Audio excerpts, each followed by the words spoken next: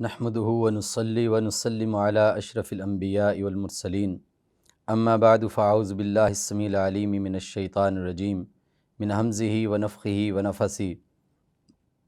معزز سامعین و ناظرین، آج انشاءاللہ الرحمن قرآن مجید کے 30ویں پارے یعنی آخری پارے کے مضامین کا خلاصہ آپ کی خدمت میں پیش کیا جائے گا۔ قرآن مجید کے اس پارے میں 37 صورتیں ہیں، اس لیے صورتوں کے ناموں کے ساتھ الگ الگ ذکر کرنے کی بجائے مضامین کا ذکر کیا جائے گا۔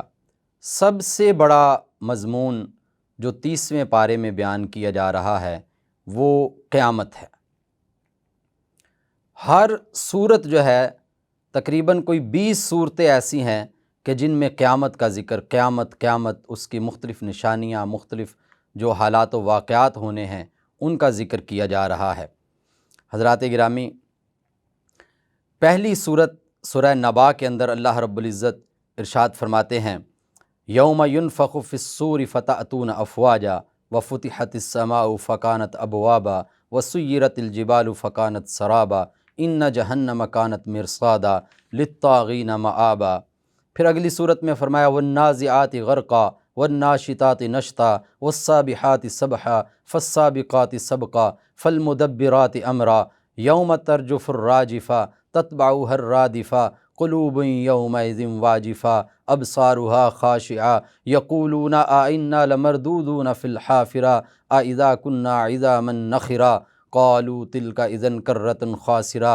یہ سلسلہ اسی طرح آگے بڑھتا چلا جا رہا ہے۔ ہر صورت کے اندر قیامت کا ذکر ہے۔ اسی صورت میں آگے چل کے اللہ رب العزت ارشاد فرما رہے ہیں، وَبُرِّزَتِ الْجَحِيمُ لِمَنْ يَرَى فَأَمَّا مَنْ طَغَى وَآثَرَ الْحَيَاةَ الدُّنْيَا فَإِنَّ الْجَحِيمَ هِيَ الْمَأْوَى وَأَمَّا مَنْ خَافَ مَقَامَ رَبِّهِ وَنَهَى النَّفْسَ عَنِ الْهَوَى فَإِنَّ الْجَنَّةَ هِيَ الْمَأْوَى يَسْأَلُونَكَ عَنِ السَّاعَةِ، قیامت کے بارے میں پوچھتے ہیں، ایان مرساها، کب آنے والی ہے، فیما انت ذکراہا الی ربک منتہاہا انما انت منذر من یخشاہا۔ بے شک آپ تو اس کے بارے میں ڈرا رہے ہیں اس شخص کو کہ جو ڈرنا چاہتا ہے، آپ تو ایک ایک نشانی اس کو بتلا رہے ہیں۔ حضرات گرامی، کأنہم یوم یرونہا لم یلبثوا الا عشیۃ او ضحاہا، کہ اس کے آنے میں چند ہی لمحات باقی ہیں، ایسے ہی سمجھیں کہ جیسے ایک دن ہے، ایک دن کا کچھ عرصہ باقی ہے۔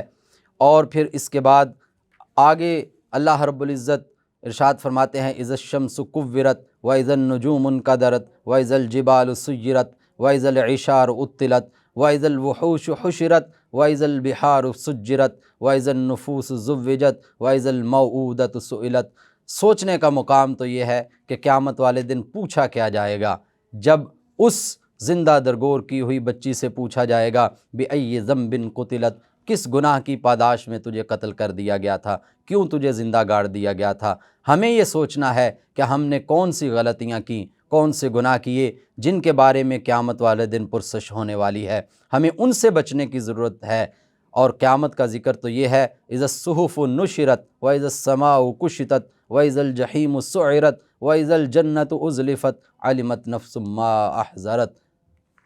اور اگلی صورت میں اللہ رب العزت ارشاد فرماتے ہیں، اذا السماء انفطرت، جب آسمان پھٹ جائے گا، واذا الکواکب انتثرت، جب ستارے بکھر جائیں گے، واذا البحار فجرت، جب سمندر اچھل پڑیں گے، واذا القبور بعثرت، جب قبریں اکھاڑ دی جائیں گی، علمت نفس ما قدمت واخرت، آگے پیچھے انسان کیا کرتا رہا، ساری زندگی اس کے کیا کرتوت رہے، وہ سارے کا سارا اس کے سامنے ظاہر ہو جائے گا، وہ اس کو جان لے گا۔ یا ایہا الانسان ما غرک بربک الکریم، اللہ رب العزت ارشاد فرماتے ہیں، اے انسان آج میں کرم کرنے والا ہوں، تیرے کرم کرنے والے رب کی طرف سے یہ اعلان ہے، کیوں تو غفلت میں پڑا ہوا ہے، کیوں تو اللہ کی طرف نہیں لوٹ رہا ہے؟ وہ اللہ الذی خلقک فسواک فعدلک، جس نے تجھے پیدا کیا، جس نے تجھے ٹھیک ٹھیک بنایا، جس نے تجھے طاقتور بنایا۔ یہ ساری کی ساری چیزیں اللہ رب العزت قیامت کے حوالے سے ذکر فرما رہے ہیں۔ اور اسی طرح اور بھی صورتوں میں قرآن مجید کے اس پارے میں 35 صورتیں مکی صورتیں ہیں، اور یہ ساری جو صورتیں ہیں یہ ان لوگوں کے اندر نازل ہو رہی ہیں جو سرے سے قیامت کا ہی انکار کرنے والے ہیں۔ اس لیے قیامت کا اور اس میں جنتیوں اور جہنمیوں کا بہت ذکر ہے۔ اذا السماء انشقت واذنت لربها وحقت واذا الارض مدت والقت ما فيها وتخلت واذنت لربها وحقت یا ایھا الانسان انک قادح الی ربک قدحا فملاقی، آپ تو اس کو ملنے ہی والے ہیں۔ فاما من اوتی کتابہ بیمینہ فسوف یحاسب حسابا یسیرا، جس کو نامہ اعمال دائیں ہاتھ میں دیا گیا اس کا آسان حساب ہے۔ وینقلب الی اہلہ مسرورا، اپنے گھر والوں کی طرف خوش خوش جائے گا۔ واما من اوتی کتابہ وراء ظہرہ، جس کو اس کی پشت کے پیچھے اس کا نامہ اعمال چپکایا جائے گا۔ فسوف یدعو ثبورا ویصلی سعیرا، وہ یہ دعا کرے گا کہ کاش کہ یہ موقع آتا ہی نہیں، اور اس کو جہنم میں پھینک دیا جائے گا۔ حضرات گرامی، دوسرا موضوع جو قرآن مجید کے اس 30ویں پارے میں ہے وہ ہے اللہ رب العزت کی قدرت کی نشانیاں۔ اس پارے کا آغاز ہو رہا ہے، فرمایا الم نجعل الارض مہادا والجبال اوتادا وخلقناکم ازواجا وجعلنا نومکم سباتا وجعلنا اللیل لباسا وجعلنا النہار معاشا وبنینا فوقکم سبعا شدادا، فرمایا کہ کیا ہم نے زمین کو آپ کے لیے بچھا نہیں دیا؟ کیا ہم نے پہاڑوں کو گاڑ نہیں دیا؟ کیا ہم نے آپ کو جوڑے جوڑے نہیں بنایا؟ کیا ہم نے آپ کو سکون کے لیے نیند عطا نہیں کی ہے؟ کیا ہم نے رات کو آپ کا لباس نہیں بنا دیا؟ کیا ہم نے دن کو آپ کے لیے ذریعہ معاش نہیں بنا دیا؟ کیا ہم نے آپ کے اوپر 7 آسمان زبردست قسم کے جو ہیں وہ پھیلا نہیں دیے؟ وجعلنا سراجا وہاجا، ایسا زبردست شاندار عالی شان سورج نہیں ہم نے آپ کے لیے بنا دیا، اور آسمان سے پانی آپ کے لیے اتارا، اور اس کے ذریعے آپ کی کھیتی کا انتظام کیا، آپ کے پھلوں کا انتظام کیا، آپ کے لیے تہ در تہ گچھوں والے جو ہے وہ باغات کے باغات بنا دیے۔ اور اس کے بعد اللہ رب العزت نے اس پارے میں 3-4 جگہ پہ تخلیق انسانی کا ذکر کیا ہے، اور یہاں اللہ رب العزت ایک جگہ پہ ارشاد فرماتے ہیں کہ قتل الانسان ما اکفرا، یہ انسان ہلاک ہو جائے، یہ کیسی کیسی باتوں کا انکار کرتا ہے۔ من ای شیء خلقہ، دیکھے تو صحیح کہ ہم نے کس چیز سے اس کو پیدا کیا۔ من نطفۃ خلقہ فقدرہ، ایک پانی کے قطرے سے ہم نے اس کو پیدا کیا، اور پھر اس کو ہم نے ٹھیک ٹھیک بنا دیا۔ ثم السبیل یسرا، پھر اس کے لیے راستے ہم نے آسان کر دیے۔ ثم اماتہ فاکبرہ، پھر ہم نے اس کو موت دی، اس کو قبر عطا کی۔ ثم اذا شاء انشرہ، پھر جب ہم اس کو اٹھائیں گے، اور یہ جو انسان ہے یہ سارے کے ساری چیزیں جب دیکھے گا تو اللہ رب العزت ارشاد فرماتے ہیں فَلْيَنْظُرِ الْإِنسَانُ إِلَىٰ طَعَامِهِ، انسان کو چاہیے کہ وہ اپنے کھانے کو تو دیکھے۔ اَنَّا صَبَبْنَا الْمَاءَ صَبًّا، کہ ہم نے پانی اتارا، وَشَقَقْنَا الْأَرْضَ شقا، ہم نے زمین کو پھاڑا، فَأَنبَتْنَا فِيهَا حَبًّا، اس میں سے غلہ اگا دیا، وَعِنَبًا وَقَضْبًا وَزَيْتُونًا وَنَخْلًا وَحَدَائِقَ غُلْبًا وَفَاكِهَةً وَأَبًّا، کیسے کیسے پھل ہم نے اس میں سے نکال دیے۔ متاعا لکم ولانعامکم، تمہارے لیے، تمہارے جانوروں کے لیے، وہ کھانے کے لیے ہے۔ حضرات گرامی آگے فرمایا کہ کیا پھر یہ ان سب کے باوجود قیامت کا انکار کرتا ہے؟ اللہ رب العزت نے قرآن مجید کے اس 30ویں پارے میں ایک جگہ پہ سورہ مطففین میں ایک کاروبار میں ایک بہت بڑی خرابی کی نشاندہی کی ہے۔ فرمایا ویسے تو ایک واقعہ ذکر کیا اور ان کا انجام ذکر کیا، لیکن اس سے ہمیں سکھایا۔ فرمایا ویل للمطففین الذین اذا اکتالوا علی الناس یستوفون، کہ لوگ جو ہلاک ہوئے ان کی 2 نشانیاں تھیں۔ پہلی نشانی کہ جب وہ لوگوں سے لیتے تو وزن پورا لیتے، وَإِذَا كَالُوهُمْ أَوْ وَزَنُوهُمْ يُخْسِرُونَ، اور جب یہ لوگوں کے لیے تولتے وزن کرتے تو ان کو چھوٹے پیمانوں سے ان کے لیے ان کو نقصان میں رکھ کے ان کو گھاٹے میں رکھ کے، ان کو دھوکے میں رکھ کے ان کو تھوڑا دیا کرتے تھے۔ الا یظن اولئک انہم مبعوثون، اللہ ایک سوال کرتے ہیں، کیا ایسا شخص یہ گمان نہیں کرتا کہ اس کو ایک دن اٹھایا بھی جائے گا؟ لیوم عظیم، شاندار عالی شان دن میں اٹھایا جائے گا۔ یوم یقوم الناس لرب العالمین، جب سارے لوگ رب العالمین کے لیے اکٹھے کیے جائیں گے، اس کے سامنے جمع کیے جائیں گے، اس کے سامنے کھڑے کیے جائیں گے۔ حضرات گرامی، قرآن مجید کے اس پارے میں مومنین کو تنگ کرنے والوں کا انجام بھی بیان کیا۔ فرمایا ان الذین فتنوا المؤمنین والمؤمنات ثم لم یتوبوا فلہم عذاب جہنم ولہم عذاب الحریق، وہ لوگ جو مومن مردوں اور عورتوں کو تنگ کرتے ہیں پھر وہ اپنی زندگی میں اس پہ توبہ نہیں کرتے تو ان کے لیے جہنم کا عذاب ہے اور ان کے لیے بھڑکتی ہوئی آگ کا عذاب ہے۔ اللہ رب العزت نے نصیحت کرنے اور نصیحت سے فائدہ اٹھانے کی بھی تلقین فرمائی ہے۔ فرمایا فذکر ان نفعات الذکریٰ سیذکر من یخشیٰ، فرمایا کہ آپ نصیحت کرتے رہیں، اگر نصیحت فائدہ دے گی ان قریب نصیحت اس کو فائدہ دے گی کہ جو اللہ سے ڈرنے والے ہیں۔ جو سابقہ اقوام ہے، فرعون ہے اور اسی طریقے سے سمود، قوم سمود ہے، ان کا بھی ذکر کیا ہے۔ اور سورہ فجر میں اللہ رب العزت نے عشرہ ذوالحجہ کا ذکر کیا، اس کی فضیلت کا ذکر کیا۔ فرمایا کہ وَلَيَالٍ وَعَشْرٍ، اللہ نے فجر کی قسم اٹھائی اور 10 راتوں کی قسم اٹھائی۔ نبی کریم صلی اللہ علیہ وسلم نے ارشاد فرمایا کہ رمضان کے بعد عشرہ ذوالحجہ سب سے فضیلت والے دن ہیں، اور ان دنوں میں روزہ رکھنا چاہیے، بالخصوص یوم عرفہ کا روزہ، 9 ذی الحجہ کا روزہ جو ہے اس کی بڑی فضیلت ہے۔ نبی کریم صلی اللہ علیہ وسلم نے ارشاد فرمایا کہ جس نے یہ روزہ رکھا اس کے 1 سال کے گناہ اللہ رب العزت معاف فرمائیں گے۔ پھر اس پارے میں اللہ نے نبی کریم صلی اللہ علیہ وسلم کے شہر مکہ کی قسم اٹھائی، لیکن بڑے عجیب انداز میں۔ فرمایا لا اقسم بہذا البلد وانت حل بہذا البلد، فرمایا کہ میں اس شہر کی قسم اٹھاتا ہوں، اور فرمایا کہ آپ اس شہر میں آ کے ٹھہرنے والے ہیں۔ اس کے 2 مطلب ہے، ایک تو نبی کریم صلی اللہ علیہ وسلم شہر مکہ میں پیدا ہوئے، یہاں پہ رہے، اور دوسرا فتح مکہ کے بعد نبی کریم صلی اللہ علیہ وسلم یہاں پہ تشریف لائے، اس شہر کو فتح کیا اور اس شہر میں توحید کا علم جو ہے وہ بلند کیا، اور اللہ رب العزت اس شہر کی قسم اٹھاتے ہیں۔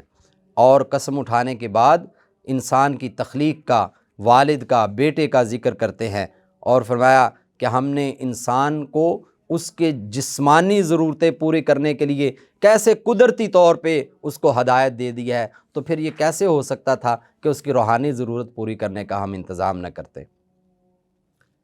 اور پھر اللہ رب العزت نے فرمایا کہ جیسی کوشش ویسا نتیجہ، ان سعیکم لشتی، بے شک آپ کی کوششیں جدا جدا ہے۔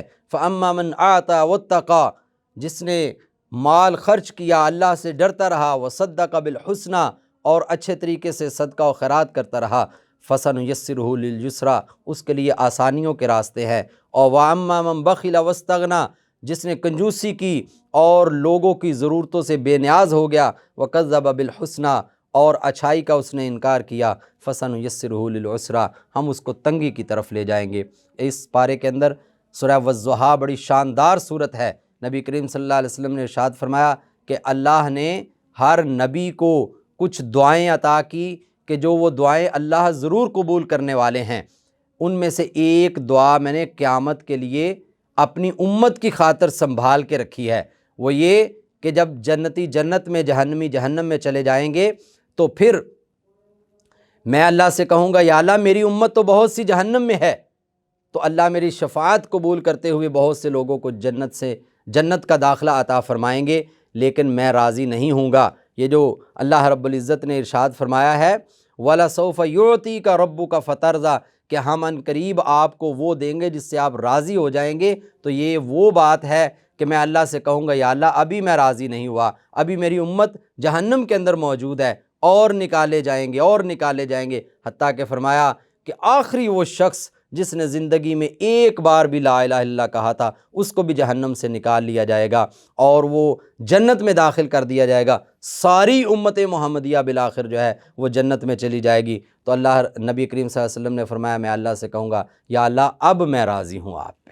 یہ ہے نبی کریم صلی اللہ علیہ وسلم کا اپنی امت کے ساتھ خلوص اور نبی کریم صلی اللہ علیہ وسلم کے اپنی امت کے ساتھ محبت۔ حضرات گرامی، جب ہمیں نعمتیں ملتی ہیں تو ہمارا رویہ کیا ہونا چاہیے؟ الم نشرح لک صدرک، اے پیغمبر کیا ہم نے آپ کا سینہ نہیں کھول دیا؟ ووضعنا عنک وزرک، آپ کے اوپر جو بوجھ تھے وہ ختم نہیں کر دیے؟ الذی انقض ظہرک، اتنے بوجھ تھے کہ انہوں نے آپ کی کمر دوہری کر کے رکھ دی تھی۔ ورفعنا لک ذکرک، کیا ہم نے آپ کی شان، آپ کا مرتبہ، آپ کا ذکر جو ہے وہ بلند نہیں کر دیا؟ تو کرنا کیا ہے؟